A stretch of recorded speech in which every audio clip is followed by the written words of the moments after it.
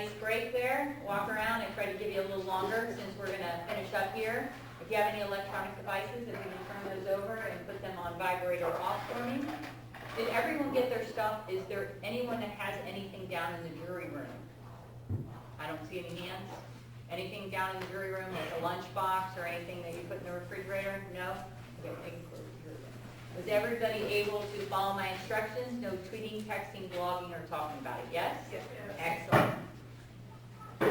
Defense, state having rested, what say you? That's rest, Your Honor. All right, ladies and gentlemen, both the state and defense have now rested their case. The attorneys now will present their final arguments. Please remember that what the attorneys say is not evidence or your instructions on the law. However, do listen closely to their arguments. They are intended to aid you in understanding the case. Each side will have equal time, but the state is entitled to divide their time between an opening argument and a rebuttal argument after the defense has spoken. I will tell you that yesterday after you left, we sat down, we went over the jury instructions, the law that I talked about. We've all agreed what they are. I have a packet right here that I'm going to read to you. I have copies for each of you. And when the final arguments are over, I will read it to you. The lawyers also have the packet. So they may put something up on the board. They may talk to you, say the judge is going to tell you this. The law says that. They all know what I'm going to read. So believe that what they say, they would not mislead you. Okay? State, you may proceed. The state order of it's not. Okay. Defense, you ready to proceed? I am, Your Honor. Thank you.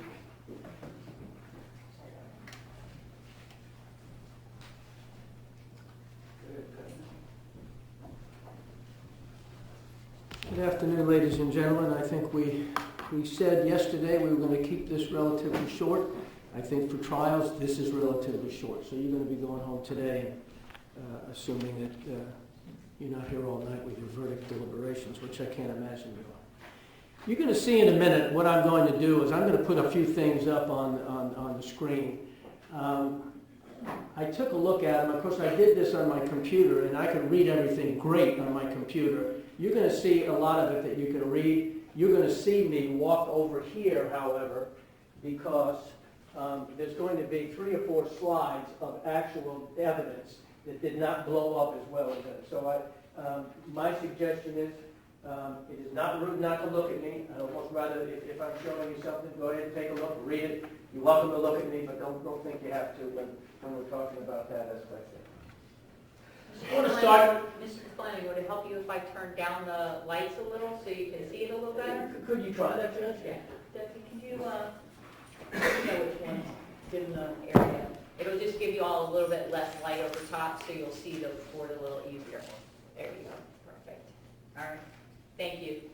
I think that's going to be better. Yeah. You don't need any more than that. That's good. Thank you, Deb. Appreciate it.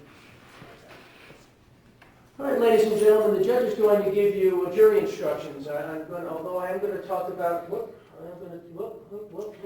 to talk about something. I almost got to jump on myself here.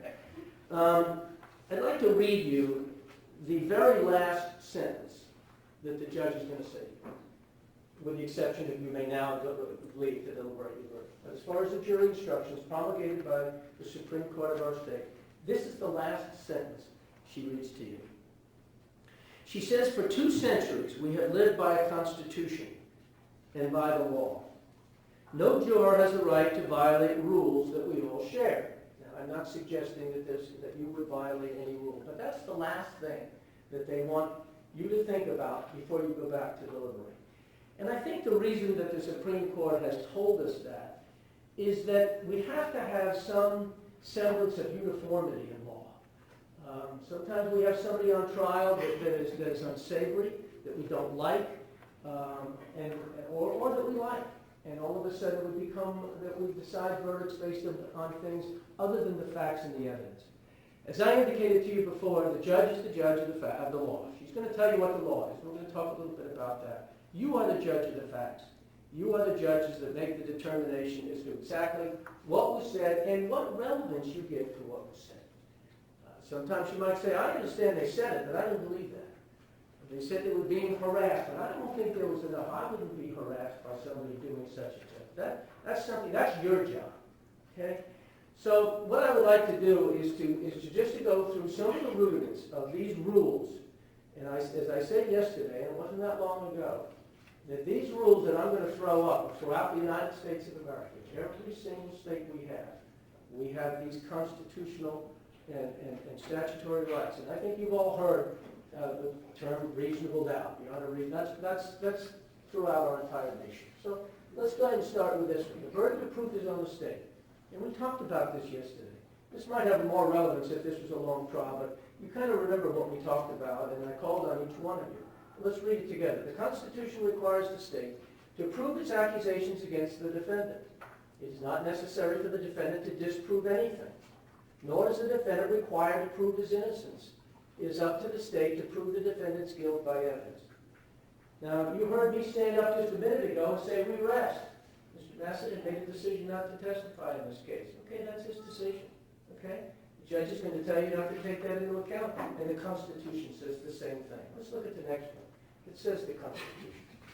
The defendant has entered a plea of not guilty. This means you must presume or believe the defendant is innocent. That's how we start these trials, unlike some of the communist countries. The Constitution requires the state to prove its accusations against the defendant. It is not necessary for the defendant to disprove anything. Mr. Brunman didn't have to ask one question on cross-examination he didn't want to, but of course we wanted to be able to test the evidence. Nor is the defendant required to prove his innocence. It is up to the state to prove the defendant's guilt by evidence. Okay? That's the only way that the state can get by and earn a conviction in a criminal case. As we said before, the standard is a reasonable doubt. What is a reasonable doubt? And the judge is going to read the definition of it. I'm going to tell you right now, it's a little bit confusing. And the definition does vary from state to state. It's always beyond a reasonable doubt. Different states have a different definition of it. But in essence, it's got to be an abiding conviction. It can't waver or vacillate or go back and forth. It has to be that you are sure. That you are sure. And a reasonable doubt as to the guilt of the defendant may arise from the evidence itself, what they presented to you, the conflict in the evidence, if there's conflict, or in this case, a lot of times, it is the lack of evidence. It is where is the conspiracy? What was said that is conspiratorial in nature? Who agreed to say we're going to violate the law? And that's what we're going to talk about here. Because they have to prove that they agreed, combined, confederated to break the law. They decided themselves in the discussions that we had, and we'll pull those out, to obstruct justice. The judge will say also, if after considering, comparing, and weighing all of the evidence, there's not an abiding conviction of guilt, or if having a conviction is one that is not stable, but one which wavers and vacillates, then the charge is not proven beyond a reasonable doubt, and you must find the defendant not guilty because the doubt is reasonable. And as I said before, yesterday, this is reasonable to you, folks. Okay? Now, do we both sides hope you all get along back there? We do. Most of the times you do. Sometimes you don't. Sometimes you argue. And sometimes you say, I don't believe it. Okay? That's your right. That's your right. Again, we all hope that you get along. But this decision is a personal decision as well as a jury's decision. Now, I made up a slide about the testimony of Agent Corey Davidson. And I think it was Mr. Brunda that asked these almost on redirect examination. I think the judge had said that I was being too loud at the time that he went up and asked us again, but be that as it may. This is what I wanted to make sure that you got. On March 3rd, 2019, at 8:45 p.m., Terrence Rowe emailed to Port Richey clerk asking for the personnel file of Port Richey police officer Howard. Okay? The relevance there is 8:45. Okay? Same day, at 10:48, 2 hours later, Dale Basad places a call to Terrence Rowe, which is the subject of this trial. Well, I think you can see an issue here. Wait a minute. If he asked for a file 2 hours before they ever involved in a conspiracy, then it can't be conspiratorial. Conspiracy hadn't started yet. According to them, it's these comments. So anything you do is good. I want to know this doesn't go down without summary answer for. That's the conspiracy. Well, obviously. So we know now that this particular record is not part of it. that email. And you're going to get it back. This is a copy of the email that the clerk holds on me. That's going to go back with you. This is the email of 8:45. And it says, Sal, that's the clerk, if you remember that.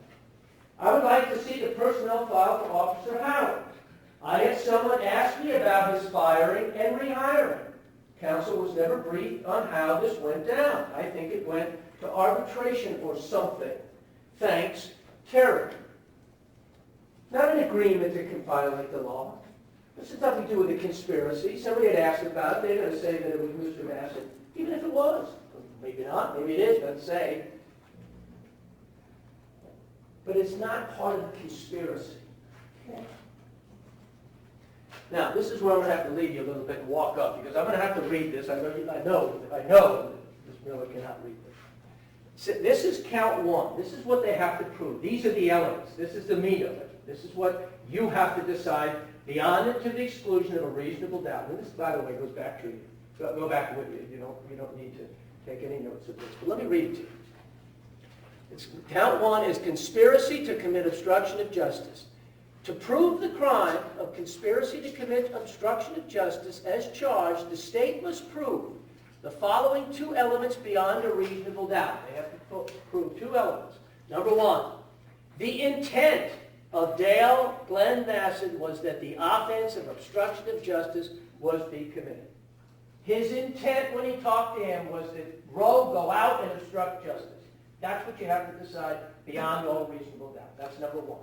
Number two, and they got to prove both, is in order to carry out the intent, Dale Glenn Massett agreed, conspired, combined, or confederated with Terrence Hagen Rowe to cause obstruction of justice to be committed by either of them, one of them, or by some other person. It was his intent. It was his intent. If you want to listen to that tape again, listen to that tape again. Nowhere does he ask you to do anything other than to say, anything you do is good. I think it's what it was. Anything you do is good. That's as close as you can get. Not go out and get him. Not go out and hurt his family. Not go out and intimidate him. Don't go out and break his legs. There is nothing. But number two, in order to carry out the intent, he combined and confederated. Neither one of those have been proven beyond a reasonable doubt. That's conspiracy. Now the obstruction of justice charge itself. To prove the crime of obstruction, don't forget they got to prove both of these because it's conspiracy to obstruct justice. Judge, I'm going to object. That's a misstatement of the law. I would agree, but ladies and gentlemen, I will instruct you on the law at the end of the case. So this is argument, and you can listen to that. They don't have to prove conspiracy and obstruction, just one whole thing. Okay, conspiracy to obstruct. Okay, maybe I'm just wrong. Okay. To prove the crime of obstruction of justice, the state must prove the following two elements beyond a reasonable doubt. Number one, both of them. Dale Glenn Massett and Terrence Hagen Rowe attempted falsely under color of law. As I said before in my opening statement, big words. Color of law means acting with authority. Falsely means not doing that. Not acting under color of authority.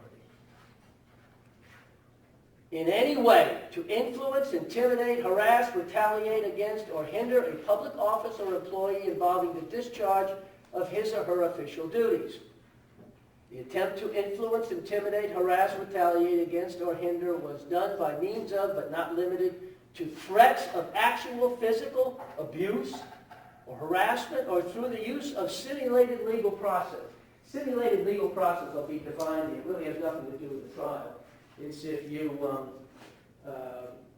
made a false subpoena to get somebody to go somewhere, or something that was simulated or false that looked official and it really wasn't. That really has nothing to do with it, but the court is required to read that to you. Okay. Definitions, the term color of law, okay, means an act done under the appearance of legal authorization. Don't forget what this is about, ladies and gentlemen. This is about asking for public records. This is about somebody that's asking for something that anybody can have. Anybody can have. And here's the stipulation. Remember I told you in opening that who's going to prove this is the government? The government's going to prove this? Here's the stipulation that you're going to look at in the back of the jury room. And this is what it says. It's stipulated between the defendant and Dale Glenn Bassett and the state of Florida, number one, any personnel file of the City of Port Richey police employee, that's Howard, is a public record.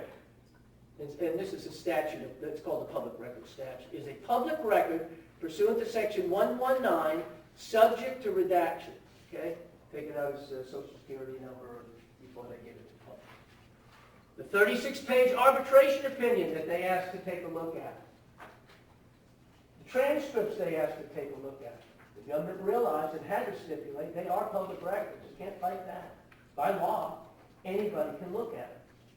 That means the mayor can look at it, this man can look at it, anybody in this courtroom. Anybody in this courtroom can look at it. The arbitration award dated the 26th day of December 17, entered as a result of arbitration conducted between the City of Port Richey and the West Central Police Benevolent Association, representing Officer Howard, and all associated documents, transcripts of proceedings are a public record pursuant to 119.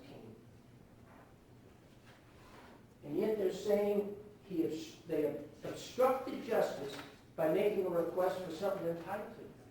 How can you obstruct justice when you can look at that? There's the signature. There it is. That's my Hancock right there. That's Miss Peters' Hancock right there. And there's Miss Bach's Hancock. They agree. And as the judge read you got to take it as gospel. It is the law. That's why they signed it. Believe me, they wouldn't if it wasn't the law, but it is. Okay, before I go to the next one, I want to talk a little bit about the comments that the government had made about the statements on that paper. Don't forget, it's got to be a conspiracy, an agreement to violate the law. Discussion between, they say bring your common sense. We kind of know what conspiracies are. We know what conspiracies are. I don't want them to catch me with a trunk load of dope. You meet me there, you put it in your car because I'm being followed. After you put it in your car, you take it down and so we ran into a conspiracy to break the law. Doesn't take much to understand that. But what they're declaring is that we're talking about a conspiracy because Mr. Massett said, I don't know why, but he's in on everything, meaning Howard. So anything you can do is good. Why is that a conspiracy to violate the law? Why is anything you can do is good a suggestion that it means break his leg, hurt him, harass him, take him down, publicly humiliate him? Anything you can do is good. There's nothing there that is a conspiracy. We know what a conspiracy is. Sometimes we talk about, well, it's hard for us to describe something, and finally we end up saying, I know it when I see it. I can't describe it, and we know it when we see it. We know a conspiracy when we see it, and this ain't one of them. In Rowe's statement, I want you to know this doesn't go down without somebody answering for it. Oh, that means answering for it. That means bad. That means illegal. That means get him. That means hurt him. That means conspire to do these things that are in the statute. Oh, really?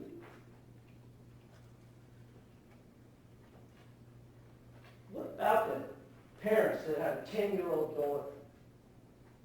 The little kid gets on a bicycle, rides down the street. Police officer happens to be on his phone and he's texting. He runs her over and kills her.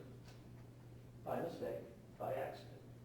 But he's texting and he kills her. And then those parents, they're in their grief.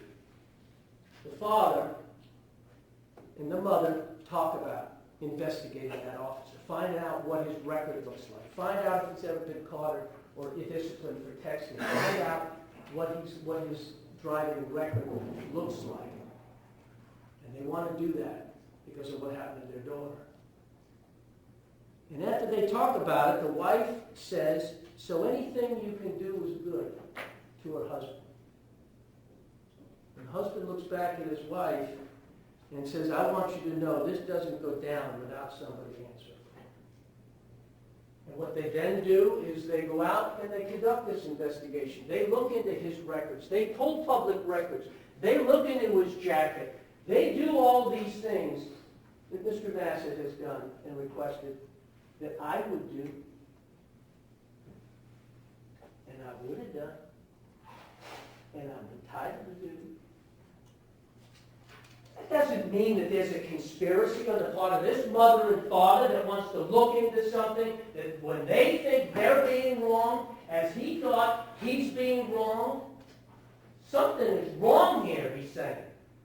Why are they after me like this? Let's check it out. That's all that says. Just like this thing. I had someone ask me about his firing and rehiring. What's wrong with checking it out? That's our Constitution. That's the First Amendment that the forefathers gave us. We have a right to talk about it. We don't have a right to say go out and kill him, go out and beat him, go out and set him up. Okay, that's conspiracy. But not check him out. Not check him out. The verdict in your case must be unanimous. That is, all of you must agree to the same verdict. This is what we talked a little bit about yesterday.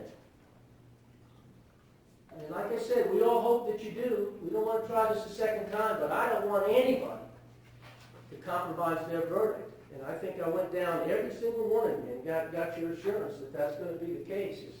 And I kind of remember what each one of you said to me. And like I said, I'm not encouraging that you don't get along. But if it's 5-1 and you're 1, and you believe strongly that there's a doubt in your case, and that doubt might not be shared by the rest of your jurors, but if it's in your mind and you've got to live with it, the judge is going to tell you this is a felony. This is a criminal case. It's not a civil case.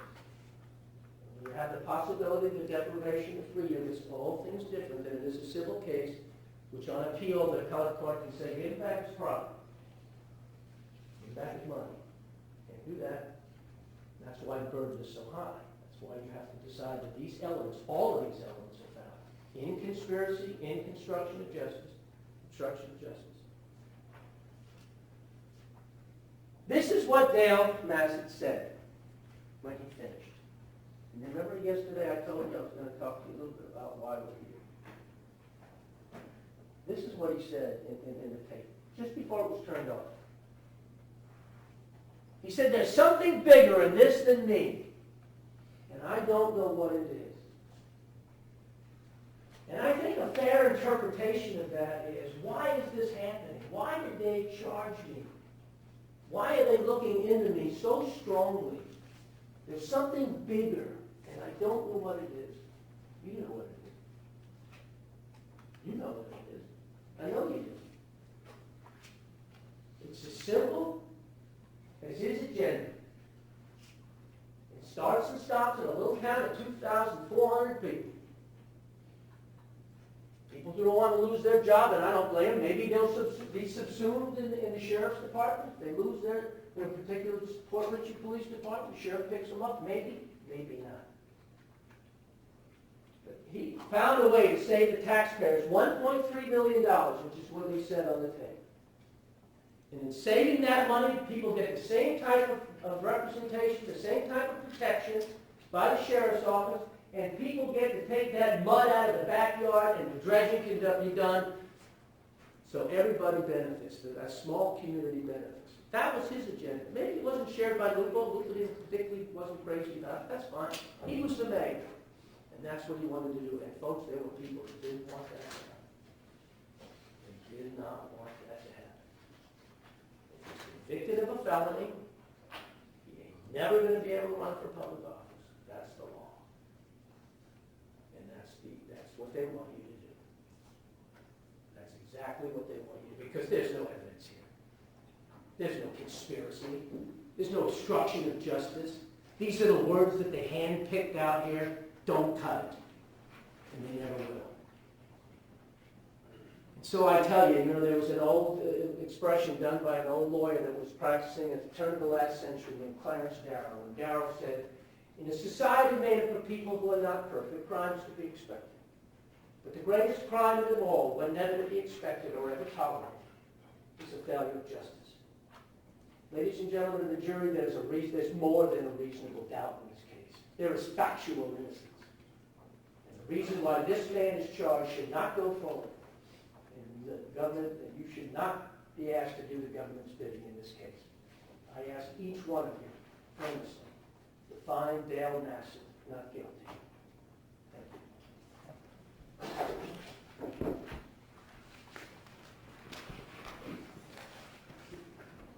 Captain, you want to go ahead and grab your stuff unless the state wants to use your PowerPoint? Oh, let me, sorry about that. That's okay.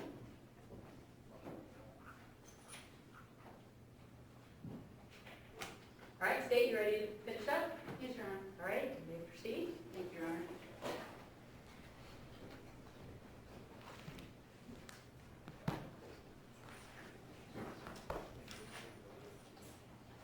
The District Court Counsel, Mr. Nassif. Absolute power corrupts absolutely. And what that basically means is that when you have the power, the absolute power, which is that man had in the city of Fort Richey, it turned him. He may have had good intentions to begin with, but they were his intentions, not to benefit the city. This case is not about the people versus Dale Nassif and trying to stop this dredging project. This case is about, did these facts break the law? And in a minute, I'm going to go over, the way I'm going to actually split this closing argument is I'm going to talk about some of the assertions that were very eloquently made by Mr. Defendant, and I just want to remind you, no matter what righteous indignation he may have, or no matter how flowery and erudite I might seem, we are not the evidence. It's what came out of that witness stand and what went into evidence that you are to consider, and that alone. So I'm going to go over some of the statements he made and show you why they're wrong, and that wasn't the evidence. You heard a lot of I think, I believe out of Mr. Defendant. Again, not evidence. What he thinks and what I think doesn't matter. It's what you think. And he and I did not select many prosecutors or many defense attorneys to sit in those chairs. We selected people, reasonable people, making reasonable decisions, looking at evidence fairly and impartially, using their common sense. Read between the lines. His words. Read between the lines. Everything's being reported. He's already warning Mayor Rowe. Read between the lines. They're looking at you. They're looking at me. Where is this conspiracy you heard? Where is this conspiracy? And there was a very interesting example, very sad example about a little girl dying, 10 years old. That's not why we're here. Let's not confuse those issues. But what's important about that, when he mentions these parents that are doing just a public records request on the officer that was texting and driving, well, those parents didn't have a dog in the fight. Those parents weren't sitting at the county jail facing some charges that he didn't want to face. Those parents didn't want a police department in front of them because of a dredging project and his fantasy that was going to help the city, just the waterfront residents, by the way. Those parents were not in the same position as that man sits there today. Those parents were conducting a public records request, but that's not what we have here. What we have is a man who was corrupted by absolute power. A man who wanted a dredging project. A man who had the hurdle of the police department in trying to get them away. And what's important is the testimony from Vincent Lupo, the city manager, who's been friends with him for almost well over 2 decades. Dale, that's not a good idea. It's not going to save the city any money. Dale, it's not a good idea. He said he repeatedly told him, Dale, no. What's good for the city is the police, not this pet project. Dale, no, no, no. And he's still obsessed with it. And at the end of the day, it was the police that stood in his way, at least in his mind. So, is there a conspiracy? Well, what's interesting, and I just want to be very clear, I'm going to go over these jury instructions, is he's charged with conspiracy to commit obstruction of justice. and to prove the crime of conspiracy, and I know you're going to hear this ad nauseum, it is the intent of Dale Glenn Massett that the offense of obstruction of justice would be committed. Let's not confuse, which may have started with the defense closing, what has to be proven. I don't have to show you that there was obstruction of justice and that it was done. I don't have to show you that Officer Howard was harassed. I don't have to show you that charges were dropped, stopping the ball from rolling. I don't have to show you that the police was disbanded. I just have to show you that he had the intent to do any one of those things. The intent, that's it. How do we know he had that intent? Well, we know he didn't like the police. You heard about that from Vincent Lugo. You know he didn't like the police. The dirtiest dog in the park is Jerry Canio. I don't trust Jerry Canio. Howard is at the bottom of all of this. And in fact, in those calls, the police are pathetic. They show how pathetic they are. They're just running independent. Be very careful. We'll throw you under the expletive bus. I don't believe Jerry Canio. This dredging won't happen because of the police. That's the intent of the Massett. Howard was a hurdle, the police were a hurdle, and then he has a prosecution, and he has to get rid of that. He's got to get rid of all that to get to his final project. Now, the second element is the important, what I consider to be the important one. In order to carry out this intent to get rid of the police department, to undermine Officer Howard, to undermine Jerry Canio, the dirtiest dog in the park, to stop the prosecution that Officer Howard was a witness in, that helped investigate, Dale Glenn Massett agreed, conspired, combined, or confederated with Terrence Hagen Rowe to cause obstruction of justice to be committed either by them or one of them. That doesn't mean that Dale Massett had to take it upon himself to go and ask for those records or tell Rowe what to do. They just had to agree. And there's no magic formula what that agreement is. It doesn't say in here that there has to be a written contract and they both have to sign it or they both have to say, yes, let's do this, this, and this. In fact, it doesn't have to be words at all. That's what this statute tells you. That's what this instruction tells you.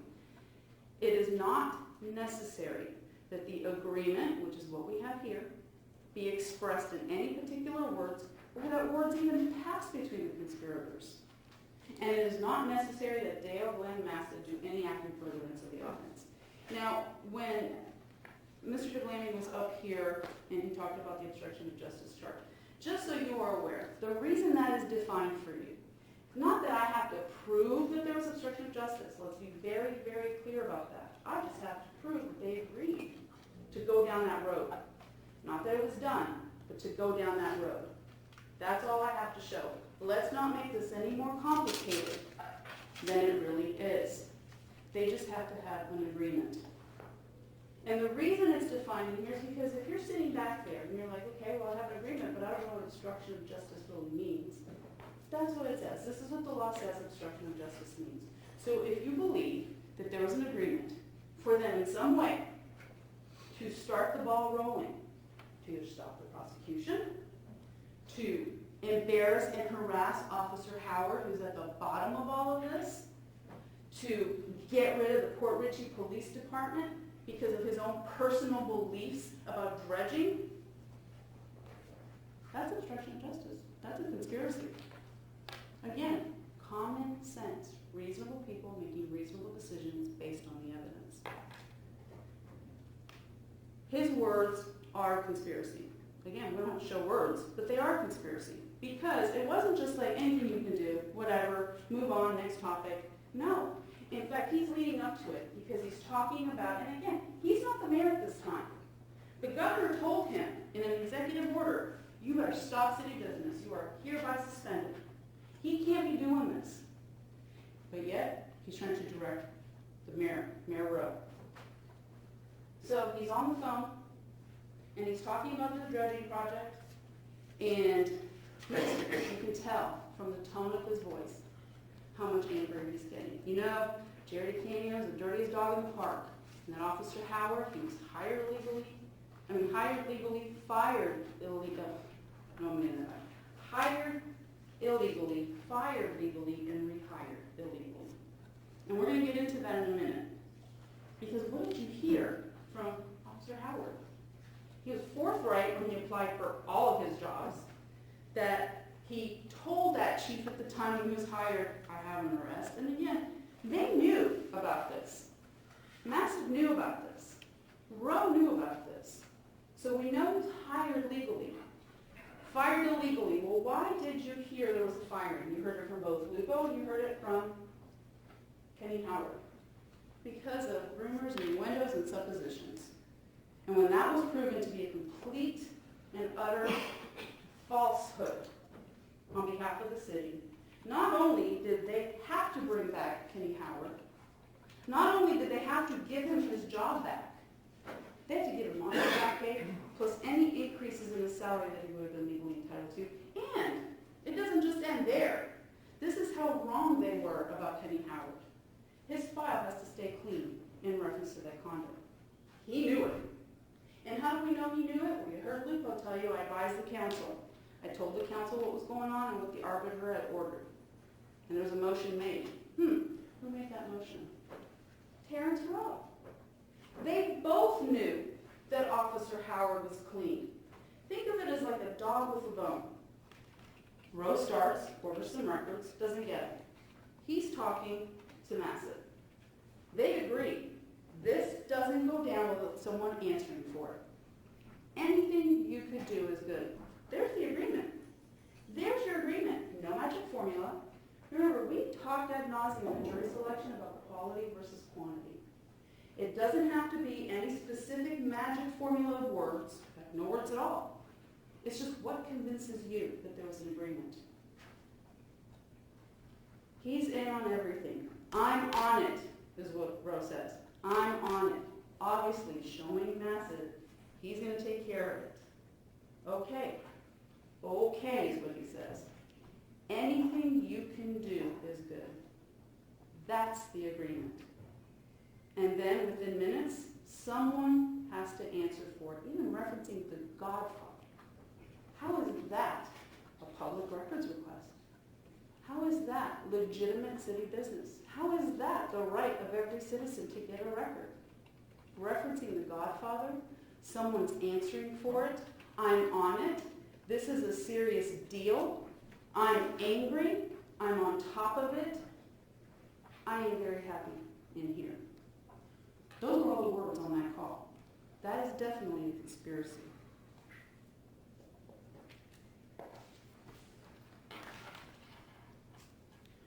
If this is just a public records request, just a mayor doing right by the city, and we're talking about Mayor Rowe, this is just Mayor Rowe doing right by the city, then why didn't he follow the procedure? If this was true legitimate city business, if he truly had some sort of concern about Officer Howard, if this was true protection of citizens in Port Richey, there's a procedure in place. He's well aware of it. In fact, he used it before, according to Mr. Lupo. He'd gone to Mr. Lupo before about different types of city business. So he knew there was a procedure in place that had to be followed for legitimate city business. But no, he didn't do that here. He used his city email and contacted the city clerk in the evening hours, and then again, on the heels of a phone call with his friend who calls him governor. We know they have a tight relationship and nicknames for each other. And we know that he sends the first request, oh, someone was talking to me about it, and there was an arbitration or something. Well, how do we know that he's just trying to blow fluff there? He was involved in that arbitration. He made the motion to the city council to bring back Officer Howard. And you heard Mr. Lupo. Those statements he made in that email were not accurate because he knew about the arbitration. There was no concern about Officer Howard. First red flag. But it didn't just stop there. That's why we know there was an agreement. Because on March the 6th, and again, defense only gave you that snapshot. This is the entirety of the conduct. And that snapshot was given to you in closing. But the entirety of the conduct was beyond just that phone call. It happens on March 6th when he doesn't have the records yet. What's going on? What's the holdup? Shake a leg. Again, this is the mayor talking to a mere city clerk. Well, time out, Mayor. And he gets the records you heard on March the 7th, okay? He gets them on March the 7th. And then on March 11th, after we started to go through them, he sends another email. No, I want the arbitration records. That's what I want. Because guess what? Like a dog with a bone, he didn't find anything dirty in that personnel file. What he found is stuff he already knew. So he wants that arbitration history. He wants to get some dirt on Officer Howard. And so at that point, the clerk's like, well, you got to be more specific. And it's on March 12th when he's more specific. I basically want everything. I want the hearings. I want the transcripts. I want the video. I want it all. And what he's doing is he's using his position to go around Lupo. Why would he go around Lupo? This is a legitimate public records request. If this was a legitimate public records request to help the city, to get to the bottom of what exactly happened. Because he knew that when he talked to Dale Massett, someone has to answer for this. I'm on it. Anything you could do is good.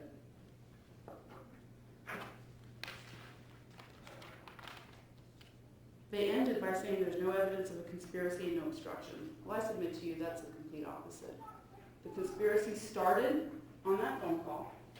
It was bolstered by emails with Terrence Rowe, and it was shown through the witnesses that talked about Dale Massett's animosity towards the police department, why he disliked them, his targeting of Officer Howard and dislike of Officer Howard.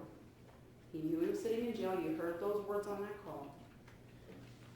You heard what was bothering him on that call, the fact that he can't get that precious dredging. The police are standing in his way.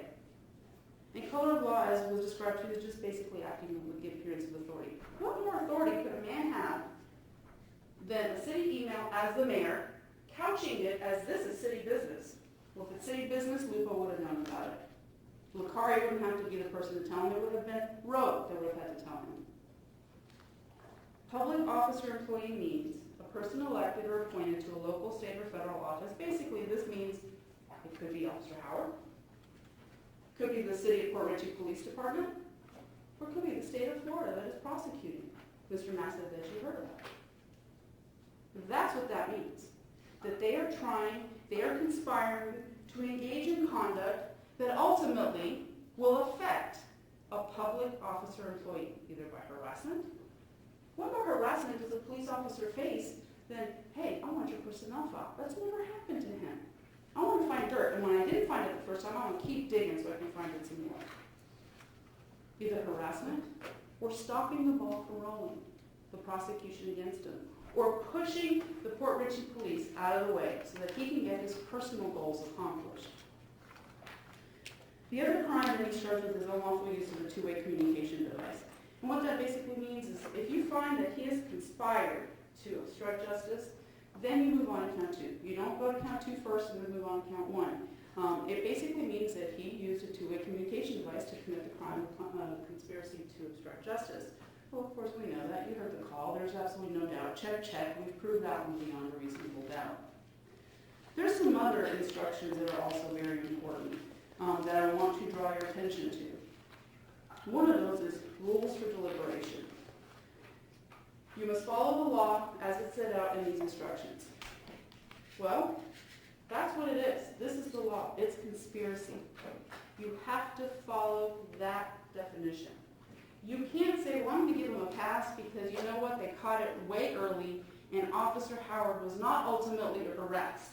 Nothing really happened. They caught it early on. He doesn't get a green light for that. It's the law and the law alone that you are to apply. The case must be decided only upon the evidence that you have heard from the testimony. So when witnesses testify, that's evidence. What was admitted, that's evidence. And seen in the form of exhibits in these instructions. Well, what's really interesting about one of those instructions? One of those pieces of evidence.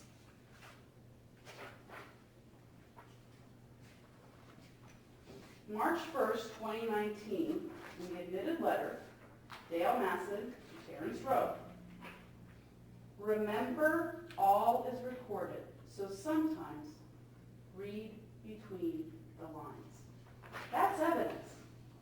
That's evidence of his intent. the phone call, evidence of his intent. And interestingly in here, he also talks about, if this letter gets through, call Jody. I'm sure you'll get the letter. Just follow the obstruction. Was that a Freudian slip or was that the actual truth? And I submit to you that was the actual truth.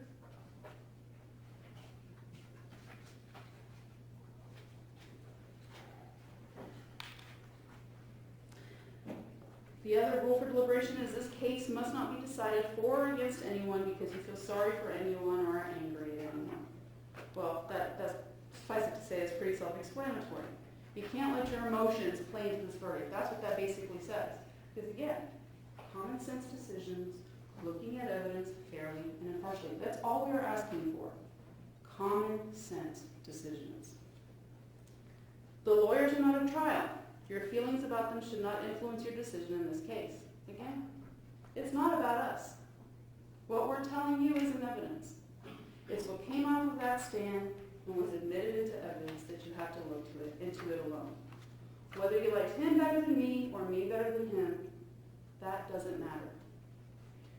Your duty is to determine whether the defendant has been proven guilty in accordance with the law, and it's the judge's duty to determine the sentence. Well, at the beginning of jury selection, and I made a note of it, the defense talked about this high burden, which we gladly accept.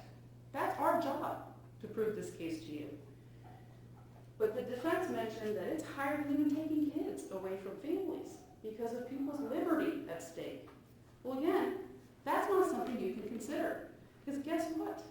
If you go back to that jury room and you're worried about his liberty, you've already made a decision as to his guilt. That's what that says.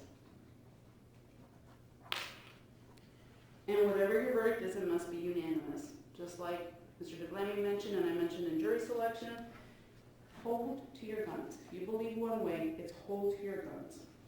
Feelings of prejudice, bias, or sympathy can't influence your verdict. It's only to the evidence. That's all you can do. Reasonable doubt. What's really interesting about reasonable doubt is this instruction, you saw a clip of it over there, you've heard it ad nauseum, you're going to get it when you go in the back. It's not going to tell you what it is. It's not going to say reasonable doubt is X, Y, and Z, because only you get to decide what reasonable doubt is. That's it. That's your job. Because remember when I opened, I said you have two duties. The first one is what are the facts in this case? What are the true facts? What happened at a certain place and a certain time that's basically getting this trial going? And then the second duty is to apply the law to those facts. So reasonable doubt doesn't give you like certain elements. What it says is that it's not a mere possible doubt. Well, is it possible that they were doing a public records request? Maybe, because we agree anything's possible. Is it reasonable? Is it reasonable that the man that wants to get rid of the police department dislikes them, dislikes Officer Howard, doesn't trust Jerry DeCanio, facing prosecution, sitting in the county jail? Is it possible that this was clearly just a public records request by Mayor Rowe to help out his buddy who calls him the governor? Sure, but what's really happening? He told you to read between the lines. What's really happening is that they're trying to set up the bar to either mow down Officer Howard's credibility, stop the prosecution, and get rid of the police. So it's not a possible doubt, a speculative doubt, an imaginary doubt, or a forced doubt. Such doubt must not influence you to return a verdict of guilty if you have an abiding conviction of guilt. Lawyers like to use big flowery words. Actually, they like to use a lot of words. But what does abiding conviction of guilt really mean?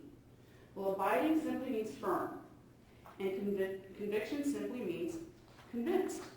So if you are firmly convinced that Dale Nassett and Terrence Rowe on a jail call agreed, anything you can do, I'm on it, anything you can do. This doesn't go down, goes back to the Godfather movie, this doesn't go down without someone answering for it.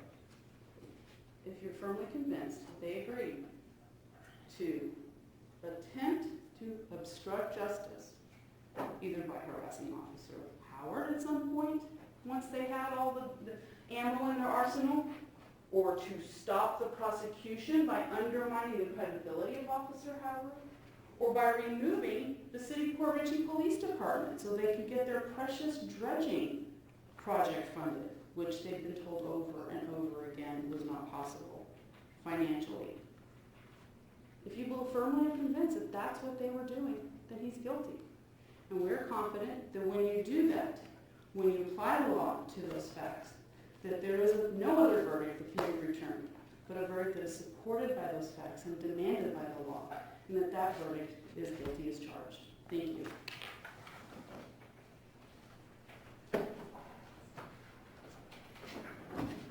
All right, ladies and gentlemen, I have your jury instructions. I'm going to have my bailiff go ahead and pass them out. If there's anybody here that wants to leave, this is your chance, because we're going to lock the back door while I read your instructions. So once the door's locked, no one can leave. If you want to leave, leave now.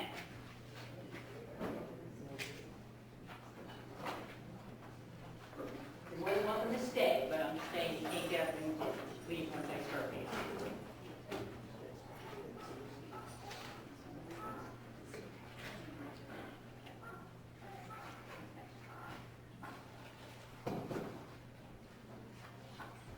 Ladies and gentlemen, in front of you are the jury instructions that I'm going to read to you. Each of you have a copy. Each of you can write on that copy, highlight, circle. It's your copy. You're going to take that back with you in the jury room. So feel free to write anything you want. I clearly understand that you could read it to yourself faster than I can read it to you, but the law requires that I read each word to you, okay? So at this time, members of the jury, I thank you for your attention during the trial. Please pay attention to the instructions I'm about to give you. Dale Glenn Massett, the defendant in this case, has been accused of one count of conspiracy to commit obstruction of justice and one count of unlawful use of a two-way communication device. The next page should be titled Count 1, Conspiracy to Commit Obstruction of Justice. To prove the crime of conspiracy to commit obstruction of justice as charged, the state must prove the following two elements beyond a reasonable doubt. Number one, the intent of Dale Glenn Massett was that the offense of obstruction of justice would be committed. And number two, in order to carry out the intent, Dale Glenn Massett agreed, conspired, combined, and confederated with Terrence Hagen Rowe to cause obstruction of justice to be committed either by them or one of them or by some other person. It is not necessary that the agreement, conspiracy, combination, or confederation to commit obstruction of justice be expressed in any particular words or that words pass between the conspirators. It is not necessary that Dale Glenn Massett did any act in furtherance of the offense. To prove the crime of obstruction of justice, the state must prove the following two elements beyond a reasonable doubt. Dale Glenn Massett and Terrence Hagen Rowe attempted falsely, under color of law, in any way to influence, intimidate, harass, retaliate against, or hinder a public office or employee involving the discharge of his or her official duties. Number two, the attempt to influence, intimidate, harass, retaliate against, or hinder was done by means of, but not limited to, threats of actual physical abuse or harassment or through the use of simulated legal process. The next page is definitions that would be for those instructions that I just gave you. The terms color of law means an act done under the appearance of legal authorization. The term public officer or employee means, but is not limited to, a person elected or appointed to a local, state, or federal office, including any person serving on an advisory body, board, commission, committee, council, or authority, an employee of a state, county, municipal, political subdivision, school district, educational institution, or special district agency or entity, including judges, attorneys, law enforcement officers, deputy clerks of court, and marshals. a state or federal executive, legislative, or judicial officer, employee, or volunteer authorized to perform actions or services for any state or federal executive, legislative, or judicial office or agency, a person who acts as a general or special magistrate, auditor, arbiter, umpire, referee, hearing officer, or consultant to any state or local governmental entity, a person who is a candidate for public office or judicial position. Count 2, unlawful use of a two-way communication device. To prove the crime of unlawful use of a two-way communication device, the state must prove the following two elements beyond a reasonable doubt. Number 1, Dale Glenn Bassett used a two-way communication device. And number 2, he did so for the purpose of facilitating or furthering the commission of a felony. The court instructs you that the conspiracy to commit obstruction of justice is a felony. The term two-way communication device includes, but is not limited to, a portable two-way wireless device. The defendant has entered a plea of not guilty. This means you must presume or believe the defendant is innocent. The presumption stays with the defendant as to each material allegation in the information through each stage of the trial, unless it has been overcome by the evidence to the exclusion of and beyond a reasonable doubt. To overcome the defendant's presumption of innocence, the state has the burden of proving the crime with which the defendant is charged was committed, and the defendant is the person who committed the crime. A defendant is not required to present evidence or prove anything. Whenever the words reasonable doubt are used, you must consider the following. A reasonable doubt is not a mere possible doubt, a speculative, imaginary, or forced doubt. Such a doubt must not influence you to return a verdict of not guilty if you have an abiding conviction of guilt. On the other hand, if, after carefully considering, comparing, and weighing all the evidence, there is not an abiding conviction of guilt, or if having a conviction, it is one which is not stable, but one which wavers and vacillates, then the charge is not proved beyond every reasonable doubt, and you must find the defendant not guilty because the doubt is reasonable. It is to the evidence introduced in this trial and to it alone that you are to look for that proof. A reasonable doubt as to the guilt of the defendant may arise from the evidence, conflict in the evidence, or lack of evidence. If you have a reasonable doubt, you should find the defendant not guilty. If you have no reasonable doubt, you should find the defendant guilty. The evidence which has been admitted to show other crimes, wrongs, or acts allegedly committed by the defendant will be considered by you only as that evidence relates to proof of motive, intent, preparation, plan, knowledge, and the absence of mistake or accident. However, the defendant cannot be convicted for a crime, wrong, or act that is not included in the information. It is up to you to decide what evidence is reliable. You should use your common sense in deciding which is the best evidence and which evidence should not be relied upon in considering your verdict. You may find some of the evidence not reliable or less reliable than other evidence. You should consider how the witness acted as well as what they said. Some things you should consider are, number 1, did the witness seem to have an opportunity to see and know the things about which the witness testified? Number 2, did the witness seem to have an accurate memory? Number 3, was the witness honest and straightforward in answering the attorney's questions? Number 4, did the witness have some interest in how the case should be decided? Number 5, does the witness's testimony agree with the other testimony and other evidence in the case? Has the witness been offered or received any money, preferred treatment, or other benefits in order to get the witness to testify? Had any pressure or threats been used against the witness that affected the truth of the witness's testimony? Did the witness at some other time make a statement that is inconsistent with the testimony they gave in court? Whether the state has met its burden of proof does not depend upon the number of witnesses it has called or upon the number of exhibits it has offered, but instead upon the nature and quality of the evidence presented. The fact that a witness is employed in law enforcement does not mean that his testimony deserves more or less consideration than that of any other witness. Expert witnesses are like other witnesses with one exception. The law permits an expert witness to give their opinion. However, an expert's opinion is reliable only when given on a subject about which you believe them to be an expert. Like other witnesses, you may believe or disbelieve all or any part of an expert's testimony. It is entirely proper for the lawyers to talk to a witness about what testimony the witness would give if called to the courtroom.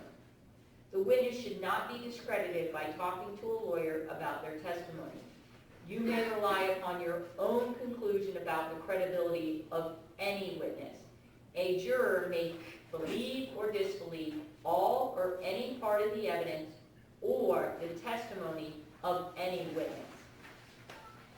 The Constitution requires the state to prove its accusations against the defendant. It is not necessary for the defendant to disprove anything, nor is the defendant required to prove his innocence. It is up to the state to prove the defendant's guilt by evidence. The defendant exercised the fundamental right by choosing not to be a witness in this case. You must not view this as an admission of guilt or be influenced in any way by his decision. No juror should ever be concerned that the defendant did or did not take the witness stand to give testimony in the case. These are some general rules that apply to your discussions. You must follow these rules in order to return a lawful verdict. You must follow the law as it is set out in these instructions. If you fail to follow the law, your verdict will be a miscarriage of justice. There is no reason for failing to follow the law in this case. All of us are depending upon you to make a wise and legal decision in this matter. This case must be decided only upon the evidence that you have heard from the testimony of the witnesses and have seen in the forms of the exhibits and evidence and these instructions. This case must not be decided for or against anyone because you feel sorry for anyone or are angry at anyone. Remember, the lawyers are not on trial, and your feelings about them should not influence your decision in this case. Your duty is to determine if the defendant has been proven guilty or not in accordance with the law. It is my job to determine a proper sentence if the defendant is found guilty. Whatever verdict you render must be unanimous. That is, each juror must agree to the same verdict. Your verdict should not be influenced by feelings of prejudice, bias, or sympathy. Your verdict must be based on the evidence and on the law contained in these instructions. Deciding a verdict is exclusively your job. I cannot participate in that decision in any way. Please disregard anything I may have said or done that made you think I prefer one verdict over another. You may find the defendant guilty as charged in the information, You may find the defendant guilty as charged in the information as the evidence may justify or not guilty. Your verdict must be unanimous. That is, all of you must agree to the same verdict. Only one verdict may be returned as to the conspiracy to commit obstruction of justice and unlawful use of a two-way communication device. The verdict must be in writing, and for your convenience, the necessary verdict forms have been prepared for you, and they are as follows. They're right here, so they won't be there's only one verdict form. There's two of them. Each of them are clearly marked, count 1, count 2. They all have the same heading. They say State of Florida versus Dale Massett. Verdict, we the jury finds as follows. Check one and only one on this form by inserting a single check mark on the line next to the description of the verdict which we have found. Number 1, the defendant is guilty of, on count 1, guilty of conspiracy to obstruct justice as charged in the information, or number 2, not guilty. On the second count, says the same thing, the defendant is guilty of use of a two-way communication device as charged, or not guilty. Both of them under that says, so say we all, date, sign, the foreperson person, print the name, and it says seat number. So whoever is the foreperson needs to sign and date the verdict form, but you put your seat number, we will only read your seat number into the record, all right? So we'll turn the page. It should say single defendant, multiple counts. A separate crime is charged in each count of the information, and although they have been tried together, each crime and the evidence applicable to it must be considered separately, and a separate verdict returned as to each count. A finding of guilty or not guilty as to one crime must not affect your verdict as to the other crime charged. In just a few moments, you will be taken to the jury room by my bailiff. The first thing you should do is choose a foreperson who will preside over your deliberations. The foreperson should see to it that your discussions are carried on in an organized way and that everyone has a fair chance to be heard. It is also the foreperson's job to sign and date the verdict form when all of you have agreed on a verdict and bring the verdict form back to the courtroom when you return. During deliberations, jurors must communicate about the case only with one another and only when all jurors are present in the jury room. If a juror goes to the restroom, the deliberation should stop until that juror returns. You are not to communicate with any person outside the jury about this case. Until you have reached a verdict, you must not talk about this case in person or through the telephone, writing, or electronic communication, such as a blog, Twitter, email, text message, or any other means. Do not contact anyone to assist you during your deliberations. These communication rules apply until I discharge you at the end of the case. If you become aware of any violation of these instructions or any other instructions I have given you in this case, you must tell me by giving a note to my bailiff. Many of you have cell phones, tablets, laptops, and other electronic devices here in the courtroom. The rules do not allow you to bring your phone in any of these types of electronic devices into the jury room. Kindly leave those devices on the seat where you will be guarded by my bailiff. In my case, they're in the box in the door. If you need to communicate with me, send a note through the bailiff. If you have voted, do not disclose the actual vote on the note. If you have a question, I will talk with the attorneys before I answer it, so it may take some time. You may continue your deliberations while you wait for my answer. I will answer any questions, if I can, in writing or orally in open court. I will tell you if it doesn't have to do with food or smoking, I will bring you back, we'll go over the question, make sure I have it, see if there's any follow-up questions, and then I'll send you back. We got a short walk between there and here, okay? During the trial, items were received into evidence, we have 5 of them in this case, as exhibits. You may examine whatever exhibits you think will help you in your deliberations. These exhibits will be sent into the jury room with you when you begin to deliberate. We also have agreed to send in a laptop with some speakers, so you'll have that back there, okay? In closing, let me remind you that it is important that you follow the law spelled out in these instructions in deciding your verdict. There are no other laws that apply to this case. Even if you do not like the laws that must be applied, you must use them. For more than 2 centuries, we have lived by the Constitution and the law. No juror has the right to violate the rules we all share. Fine. Can I have the lawyers? I've already read this. This is a repeat of something I already had. So the last instruction is a repeat what I've already read to you. All right, lawyers, may I approach?